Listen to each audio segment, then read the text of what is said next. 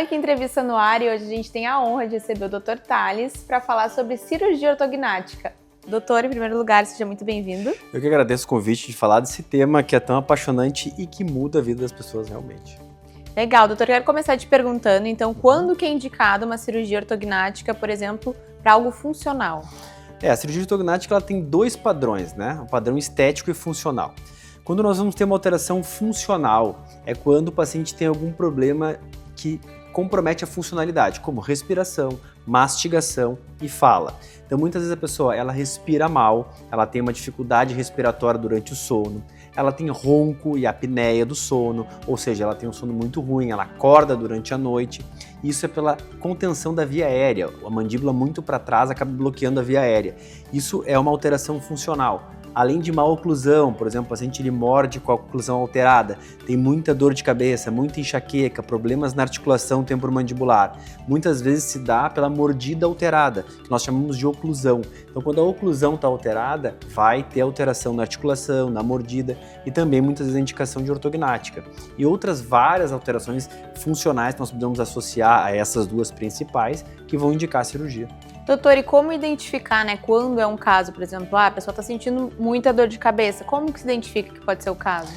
Geralmente, quando o paciente tem uma alteração de dor de cabeça, você fala é intensa, ela é tensional, geralmente dói nas laterais, aqui assim. O paciente ele tem uma dor na parte cervical por projeção, porque quando morde alterado tende a projetar a cabeça para frente e essa projeção às vezes dói, inclusive a cervical.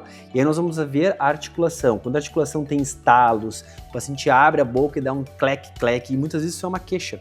Ele fala assim, doutor, eu abro a boca e eu ouço um estalo, eu vou beijar minha namorada, ou eu vou comer em algum lugar e eu ouço tec quando eu abro e fecho a boca. E isso incomoda muito.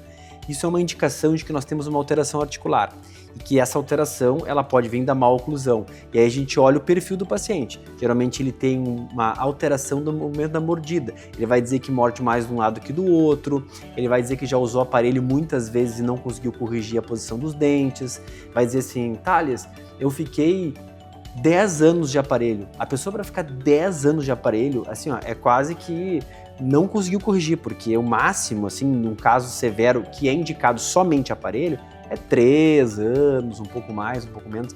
Mas, por exemplo, quando é um tempo muito excessivo, tudo isso é indicação de que a alteração que o paciente tem não é dentária, é óssea.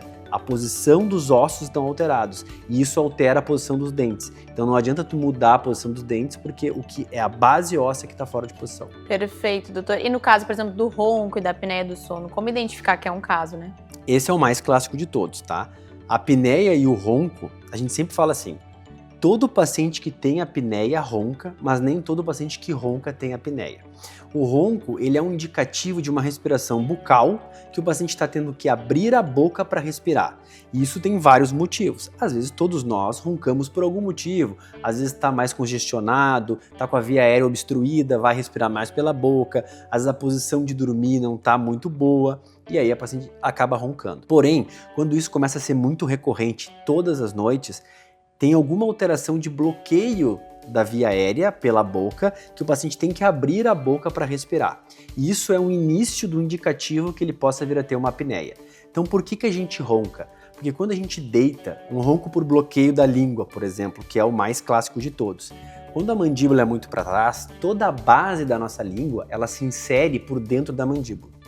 Quando nós temos a mandíbula recuada, a tendência é que a base da língua desça. E ela já fica mais para trás naturalmente. Quando a gente deita, nós vamos botar ela ainda mais para trás, porque a gravidade vai direcionar a língua mais para baixo. E aí tu vai bloquear cada vez mais a via aérea, e ele vai diminuindo a via aérea, ela vai descendo e a via aérea vai diminuindo. Quando nós vamos dormir, o sono ele tem 4 estágios. E os 2 estágios principais é o sono REM e o sono profundo. Quando a gente entra em sono profundo, a gente perde 30% do metabolismo. Baixa a pressão arterial, baixa a temperatura, tanto que a gente sente frio, se tapa, e também baixa o tônus muscular. E aí a língua, ela despenca, porque o tônus muscular vai reduzir. Tanto que se a pessoa está muito sonolenta, tenta acordar ela logo no início do sono profundo, ela está mole, ela está bem solta. E aí a língua desce e bloqueia a via aérea. Quando a língua bloqueia a via aérea, a tendência é que nós vamos abrir a boca para respirar. Se esse bloqueio for pequeno, a gente somente vai abrir um pouco a boca e vai continuar respirando, só que pela boca. Quando o ar entra pela boca, lá o nosso palato mole, que é onde está a campainha, popularmente falando, tá? Ele vai vibrar, porque o ar passa por ele, e aí ele vai fazer o ronco, o barulho do ronco. E aí a gente está roncando. Quando essa língua baixa tanto que bloqueia a via aérea, o paciente ele vai tentar respirar e não vai conseguir, porque o ar vai descer e vai bater lá na via aérea. Ele vai ter que abrir muito a boca para conseguir respirar. Então ele vai superficializar no sono e vai acordar. E ele vai dar aquele acordar sem respirando, que chama-se apneia, porque ele vai parar de respirar por causa desse bloqueio. Então assim, tudo isso vai gerar um quadro que pode ser desde um quadro de cansaço, a gente tô sempre cansado, né, durante o dia, parece que o dia não rende, começa a ter perda de memória, esqueci onde botei a chave, esqueci onde eu guardei o carro, começa a ter lapsos de memória, começa a ter dificuldade de concentração. Por quê? Porque ele não consegue dormir um sono completo. Ele deita e fica acordando de tempo em tempos, então o sono não se completa os seus ciclos, né? E aí o sono REM, que é um dos sonos mais importantes para nossa memória, para o nosso aprendizado, ele não consegue ocorrer direito. E aí o paciente começa a ter dificuldade de aprendizado, de memória, ler, parece que não entende as coisas, e isso vai se somando, só que vai aos pouquinhos. Até que às vezes a pessoa se encosta para ir, por exemplo, no médico, ela senta ali e dorme. Ela está no ônibus e dorme, ela se encosta e dorme. Isso já é uma apneia bem mais elevada. É claro que isso é um diagnóstico clínico, a gente conversa com o paciente, vai ver essas alterações, e aí existe um exame chamado polissonografia, que a pessoa ela vai na clínica, ela dorme e ela vai ser controlada a oxigenação, vai ser controlado o batimento cardíaco, vai ser controlado a parte cerebral para ver o quanto que ela fica no sono REM, e aí nós vamos ter um diagnóstico, olha, tantas apneias por hora, tem pacientes que fazem muitas apneias por noite, basicamente como se não dormisse. Então tu imagina isso ao longo dos anos, né? E aí aumenta peso, dificuldade de perder peso, alteração hormonal, então é uma cascata de coisas que vão acontecendo e que vão levar o paciente a ter várias alterações de saúde. Perfeito. E isso com a idade vai se agravando, doutor? Vai.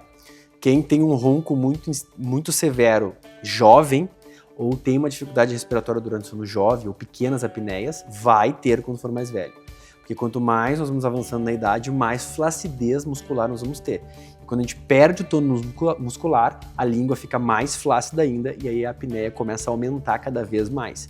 Então não é incomum a gente ver pacientes que roncavam muito quando eram mais novos, usando o CPAP, que é um equipamento que coloca um ar comprimido, um ar sob pressão na via aérea para dormir, para conseguir respirar e não ter apneia, que é um tratamento paliativo para quem não pode ou não quer fazer cirurgia. E os únicos dois tratamentos efetivos que nós temos para apneia, que são basicamente sim, que são definitivos, né, é perder peso.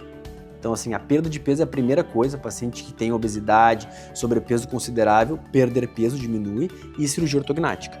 Os outros são tratamentos que vão tratar mais sintomas, como, por exemplo, o próprio CPAP, ele vai colocar o ar comprimido, mas tu vai ter que estar sempre com o aparelho. Sim. Então, por exemplo, pegou um voo, talvez tu não pode levar o aparelho e tu não vai conseguir, né? E alguns outros aparelhos intraorais que muito se fala, mas que tem uma dificuldade de uso, que eles projetam a mandíbula, dão muita dor articular.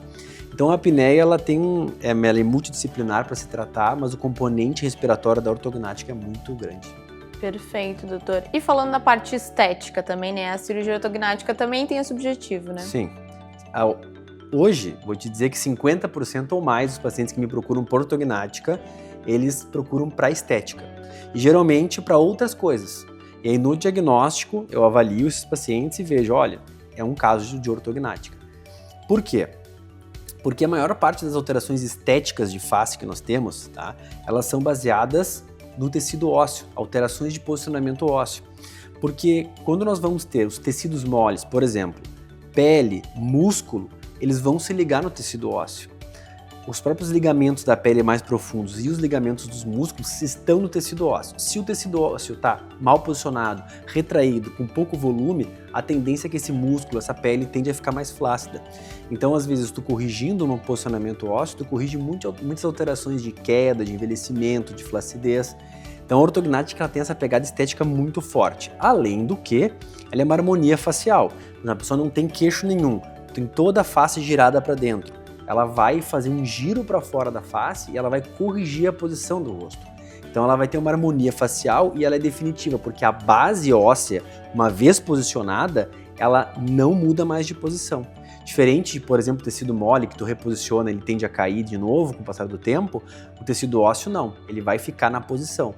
Então nós podemos corrigir, por exemplo, o queixinho para trás, nós vamos girar esse queixo para frente e tu vai corrigir a posição.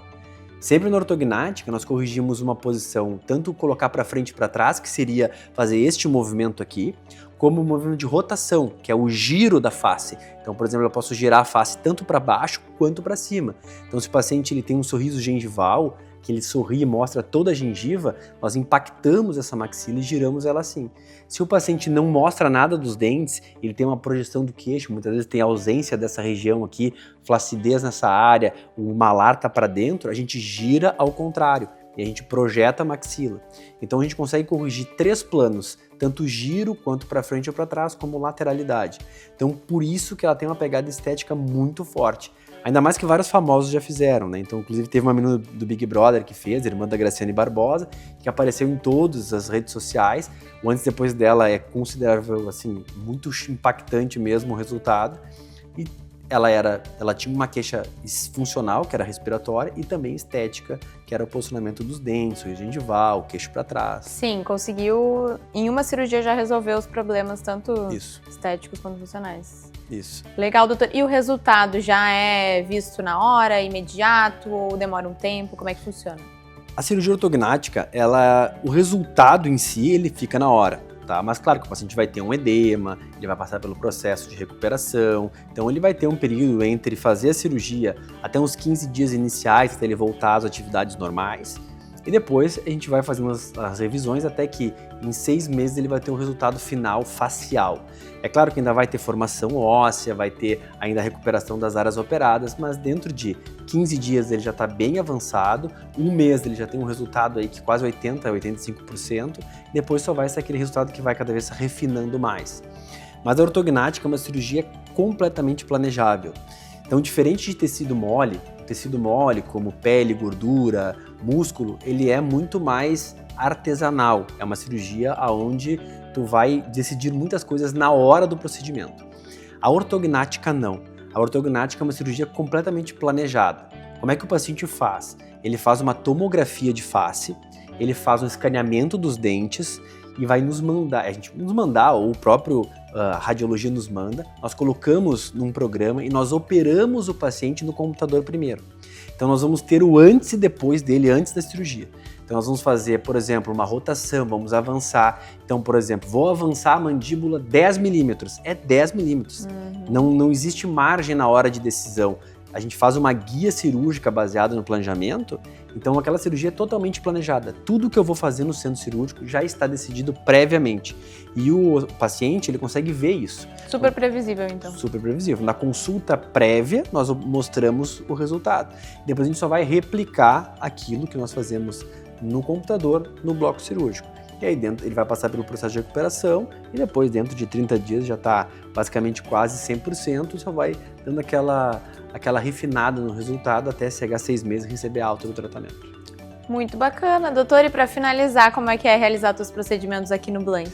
O Blank é o meu hospital do coração, né? Porque eu estou há muito tempo nele e não só para nós, profissionais, que nós temos um atendimento maravilhoso, nossos pacientes também. Então eles elogiam muito a equipe, elogiam muito o hospital, estrutura. É um hospital onde tem tudo, né? Porque num bloco cirúrgico, quando nós vamos fazer uma cirurgia, o mais importante a atuar durante a cirurgia é o ato mais nobre do procedimento em si. Mas para chegar naquele momento, tudo antes são eventos concatenados que têm que ser perfeitamente harmonizados. Então, por exemplo, desde o agendamento, material, eu não posso chegar na cirurgia com desorganização, com falta de material, né? A questão de horários de bloco, então tudo isso conta. E contar com um hospital, principalmente um hospital que nem o Blank, que tem toda essa estrutura, ajuda muito, não só os pacientes pelo tratamento que eles têm, pela parte culinária, pela parte de hotelaria, como também para nós, com a parte de organização, de instrumental e tudo mais. Maravilha, doutor. Muito obrigada pela tua participação. Eu agradeço o convite de estar aqui, de poder falar um pouquinho para vocês, de falar um pouquinho sobre a cirurgia ortognática, que é um assunto que é apaixonante para quem faz o procedimento. Muito obrigada. E se você gostou, deixa o seu like e também o seu comentário aqui embaixo do vídeo. Até a próxima.